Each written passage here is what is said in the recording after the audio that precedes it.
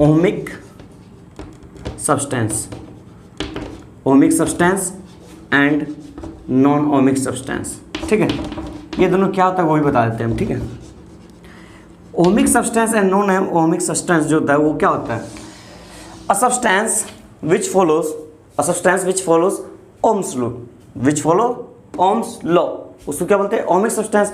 जो Ohm's law को follow नहीं करते उसको क्या बोलते हैं? Non ohmic substance. ठीक है, ये तो बस छोटा सा बात था, इसको हम यहीं पे थोड़ा सा बताना था, बता दिए। ग्राफ भी बता चुके हैं, V versus I graph.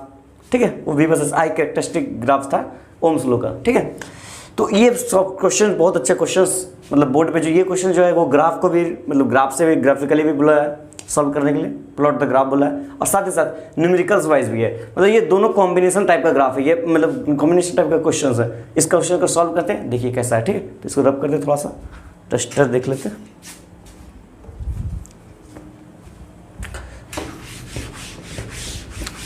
Start करते हैं। ठीक है, पहले देखते हैं क्वेश्चन में क्या बोल रहा।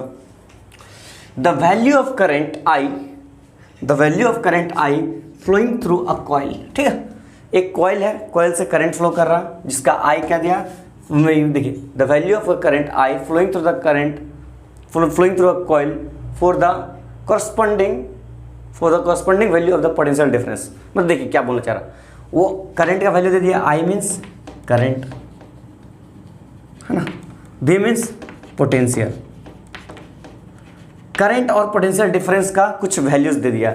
मतलब अगर करंट इतना होगा तो पोटेंशियल डिफरेंस इतना होगा, अगर करंट इतना होगा तो पोटेंशियल डिफरेंस इतना होगा, अगर करंट इतना होगा तो पोटेंशियल डिफरेंस इतना होगा, अगर करंट इतना होगा तो पोटेंशियल डिफरेंस इतना होगा। समझ में आ रहा ना? ये एक टेबल टाइप का, ऐसे मतलब एक एक्सपेरिमेंट किया गया, ध्यान से एक एक्सपेरिमेंट किया गया। वो इस एक्सपेरिमेंट से पता चला कि अगर करंट इतना फ्लो कर रहा, एक कॉइल से करंट अगर इतना फ्लो कर रहा, तो उसका जो पोटेंशियल डिफरेंस है उसके एंड में, कंडक्टर के एंड में, वो कितना? इतना है। अगर इतना तो फिर पोटेंशियल डिफरेंस इतना, अगर इतना करंट फ्लो कर रहा तो ये पोटेंशियल डिफरेंस इतना है। ठीक है, बात समझ में आ रहा? तो वो बोला कि ये तो हम निकाले, ऑब्जर्वेशन आया, ये ऑब्जर्वेशन आया। ठीक है, बहुत अच्छा, समझिए बात को, कंसेप्ट को समझिए। तो बोल रहा है यहाँ से आप एक ग्राफ बनाइए, ये जो ऑब्जर्वेशन आया उस ऑब्जर्वेशन पे एक ग्राफ बनाइए, किसका? करंट का और पोटेंशियल डिफरेंस का, V वर्सेस I या फिर I वर्सेस V, किसी एक ग्राफ बनाइए। ठीक है, और साथ ही साथ रेजिस्टेंस फाइंड किए कि इसका रेजिस्टेंस क्या है, मतलब कभी भी करंट फ्लो कर रहा तो उस कंडक्टर में, वो कंडक्टर कितना रेजिस्ट कर रहा, करंट को कितना रेजिस्ट कर रहा, रोकने की कोशिश कर रहा। समझ में आ रहा ना? तो चलिए निकालते हैं। तो सबसे पहले हम ग्राफिकली बताते हैं। ठीक है, ग्राफ बताते हैं सबसे पहले कि ग्राफ क्या है, मतलब ग्राफ को कैसे प्लॉट करना है, और मतलब ये ग्राफिकली हम कैसे समझा सकते हैं। ठीक है, तो देखिए ग्राफ बनाना V वर्सेस Y का है ना, चलिए बनाते हैं V वर्सेस I का ग्राफ।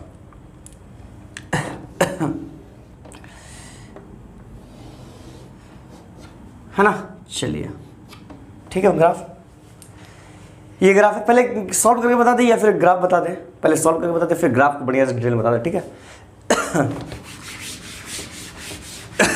देखिए पहले सॉल्व करके, क्योंकि ग्राफ बनाने के लिए मेरे को ज़्यादा जगह चाहिए। ठीक है, इसलिए बताते हैं। चलिए, तो क्या बोला, I कितना दिया? I दे दिया 0.5, पहला एक्सपेरिमेंट लेते हैं, और V कितना दिया? 0.85। सेकेंड में क्या दिया? सेकेंड में ये नंबर 1, नंबर 2 में क्या दिया? I इज इक्वल टू 0.10, और V कितना दिया? 1.7। ठीक है, तो पहला में R का पहला में R का वैल्यू कैलकुलेट करते हैं, फिर सेकेंड में R का वैल्यू कैलकुलेट करते हैं। ठीक है, पहला में R का वैल्यू क्या है? हम लोग ओम्स लॉ से क्या जानते हैं? V equal to I R। According to Ohm's law we know that V is equal to I R, means R is equal to V upon I, है ना, R is equal to V upon I। तो यहां पर V दिया हुआ, I दिया हुआ, क्या R आ जाएगा? R आ जाएगा। किस तरह? चलिए निकाल के दिखाते हैं। ठीक है, देखिए इस बात को समझिए। So R is equal to V upon I, तो V कितना है? 0.85, I कितना है? 0.5, है ना, पॉइंट गया, एक पॉइंट गया, इधर पॉइंट आ जाएगा, 517 मीन्स 1.7। सो R का वैल्यू कितना आ रहा? 1.7। कितना आ रहा? 1.7। ठीक है, चलिए सो चलिए हम ग्राफिकली सॉल्व करके दिखाते हैं, ठीक है। ग्राफिकली सॉल्व करके दिखाते हैं, इसको हम रब करते हैं। इसका वैल्यू जो है ये ऑब्जर्वेशन टेबल का वैल्यू हम साइड में लिख लेते हैं, उसके बाद रब करते हैं, ठीक है। चलिए क्वेश्चन तो पता है, अब हमको ग्राफिकली सॉल्व करना है। साइड में लिख लेते हैं वैल्यू इसका, ठीक है। चलिए साइड पे वैल्यू लिख लेते हैं, कितना है आई और वी, इस तरह आई वी, ठीक है। चलिए आई कितना है 0.05, भी कितना है 0.85, आई कितना है 0.10, भी कितना है 1.7, ठीक है। आई 0.20, वैल्यूम लिख लेते हैं, ये 3.5, 0.30, इधर है 5.0, इधर है 0.40, इधर है 6.8, ठीक है। ये आई और वी का वैल्यू था, ठीक है। ये आई और वी का वैल्यू, इसको हम रब करते हैं। अब ग्राफिकली सॉल्व करते हैं, बड़ा कर ग्राफ में आपको दिखाएंगे ताकि आपको समझ में आए, ठीक है। इस टाइप के सवाल को हम सॉल्व कैसे करें। बेसिकली एग्जाम में जब सवाल को क्वेश्चन पूछे जाते हैं, एग्जाम में जो क्वेश्चन पूछे जाते हैं इसी टाइप के क्वेश्चन आते हैं। जब ये ओम्स लॉ से क्वेश्चन आते हैं तो उनको थोड़ा या फिर ग्राफिकली पूछा जाए या फिर न्यूमेरिकल से, या फिर दोनों पूछा जाए। अगर वो 5 नंबर 6 नंबर का सवाल रहा तो फिर दोनों पूछ सकता है ना। तो दोनों बेसिकली, तो सबसे अच्छा आप क्या कीजिए, दोनों को समझिए। तो आई वर्सेस वी ग्राफ बोला था, क्या बोला था, आई वर्सेस वी, मतलब करंट वर्सेस पोटेंशियल या पोटेंशियल वर्सेस करंट, ठीक है। चलिए ये पता है, ये एक्स एक्सिस, ये वाई एक्सिस है ना, ये सही है, सीधा है ना। चेक कर लेते हैं, सीधा तो नहीं है। ग्राफ को बढ़िया से बना देता है ताकि समझ में आए। ये सीधा है, ठीक है। चलिए ये सीधा है ना, हाँ ये सीधा है।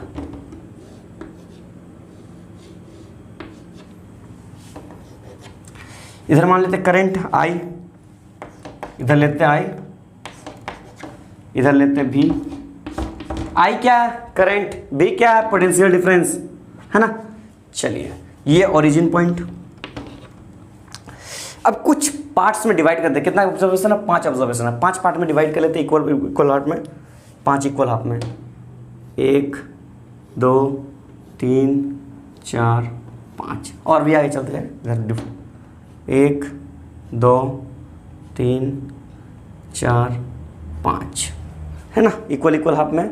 चलिए ये V है और ये I है ना। तो अब देखिए कैसे बना रहे ग्राफ को वो समझिए।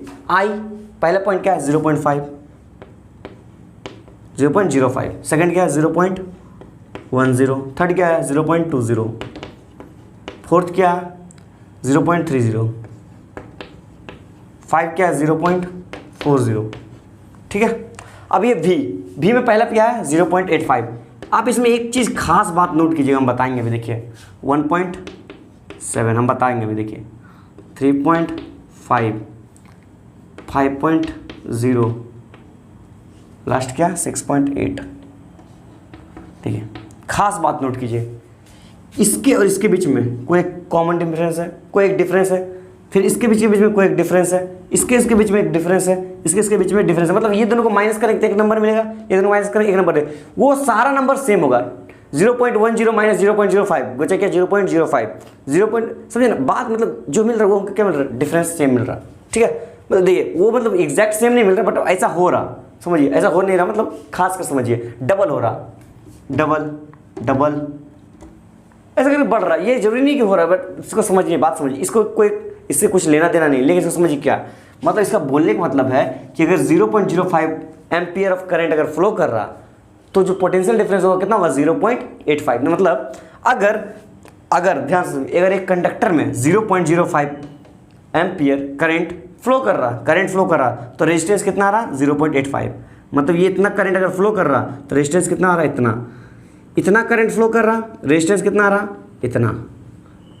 समझ में आ रहा ना, ध्यान से देखिए ये पॉइंट, ठीक है, ध्यान से देखिए। फिर क्या हो गया, अगर 0.10 करंट फ्लो कर रहा तो रेजिस्टेंस कितना रहा 1.7। ये अगर करंट फ्लो कर रहा तो कितना रेजिस्टेंस आ रहा 1.7। ध्यान से समझिए ये पॉइंट।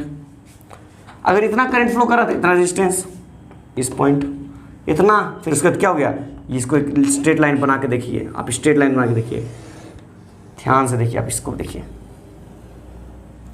ये वाला पॉइंट है यहाँ पर, फिर यहाँ पर। अब ध्यान से देखिए, आपको कुछ दिखाएंगे, ध्यान से देखिए इसको, यहाँ से ये पॉइंट खास के देखिए,